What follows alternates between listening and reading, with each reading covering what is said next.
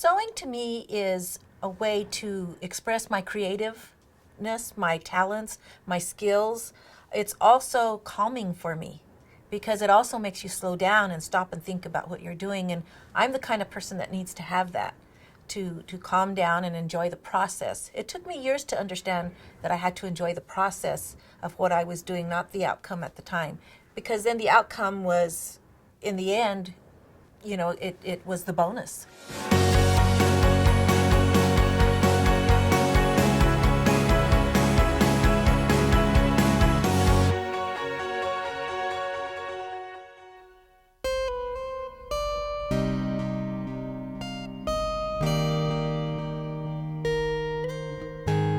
I'm Velma Roybal, and I live in Pueblo, West Colorado, and I make costumes for folklórico dancers. I first got started with sewing when I was a young girl and I was playing with my dolls. And then as I grew older, my grandmother taught me how to sew. And then I started making clothes for myself and found that it was something I could do that would help my creative juices.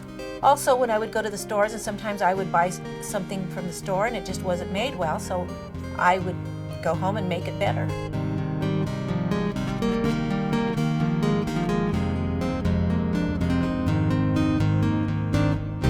There are three important things with folklórico dancing, and one is the music, the dance, and the third part is the costume. And so what I do is I research the costume. I look for a picture, and a picture could be off the internet, it could be a photograph, it could be a picture in a book, it could be the actual costume itself. And then I have to sit back and figure out how I'm going to do this the best way possible, the most economically way possible, and the easiest way.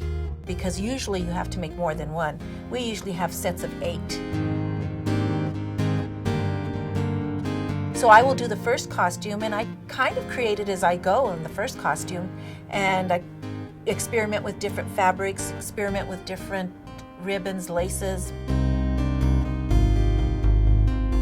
A lot of times I will go to flea markets and yard sales, and I buy ribbon and lace and a lot of thread.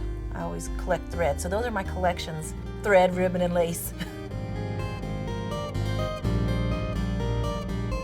Making costumes, folklórico costumes, is an art form to me because it's a challenge. It's a challenge to make them within a budget. It's a challenge to make them with the materials that we have here.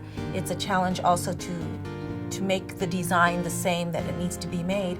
And it's kind of excited, and when I'm finished, I'm real excited about what I do, and I say, damn, I'm good.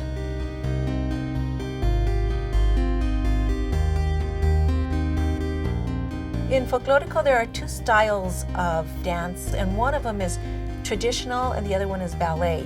In traditional, we deal with more what was there at the time period, and in ballet, it's a little bit more modern fabrics, more of what they have nowadays.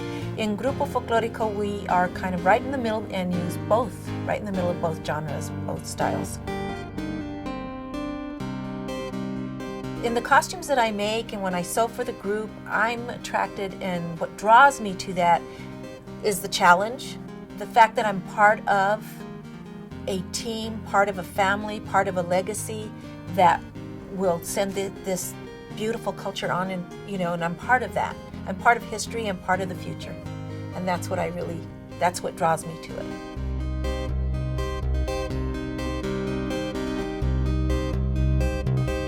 I hope that people will take away from the costumes and the dances the beauty that is there, the beautiful culture that we're trying to present, because this is a part of my culture and I really like sharing that with everybody. I hope they take away the importance of it, what the past has done for our future, and that we will build upon that.